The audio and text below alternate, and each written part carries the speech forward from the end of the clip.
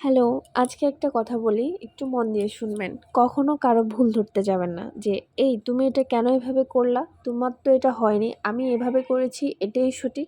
এরকম কখনো কিছু বলতে যাবেন না। এই কথাটা বলার কারণ হচ্ছে, অনেকেই পূজার ভিডিও দেয়, ব্লগ দেয়। তখন অনেকেই দেখি ওখানে নেগেটিভ কমেন্ট করে যে, "আপনি এটা এভাবে কেন করলেন? এভাবে তো হয়নি।" হ্যাঁ, আপনি পরামর্শ দিতে পারেন, কিন্তু কাউকে একদম আক্রমণাত্মক কোনো কিছু করতে পারেন না, কোনো কথা বলতে পারেন না বা বলতে পারেন না যে, "তোমার এটা হয়ইনি, আমি এভাবে করি এটাই সঠিক।" এরকম আসলে কিছু না।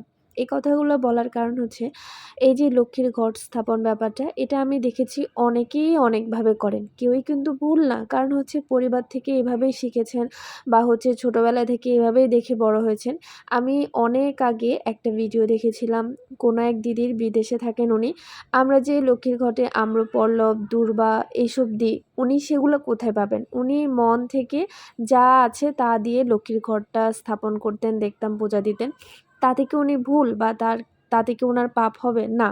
কারণ হচ্ছে আপনি মন থেকে মনের শুদ্ধতা নিয়ে, শুদ্ধ চিন্তা নিয়ে আপনি ভগবানের পূজা করতে বসেছেন।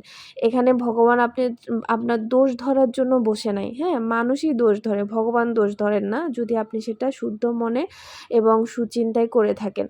তাই আমি বলব যে এগুলা করবেন না প্লিজ। এখন অনেকেই বলবেন, তাহলে এত নিয়ম কেন হলো? এত মন্ত্র কেন হলো? অবশ্যই নিয়ম আছে, মন্ত্র আছে, সবকিছুর একটা শৃঙ্খলা রয়েছে। হ্যাঁ, এখন যে যার জায়গা থেকে যতটুকু করছে ততটুকু সাধুবাদ জানান না অথবা শেখান না।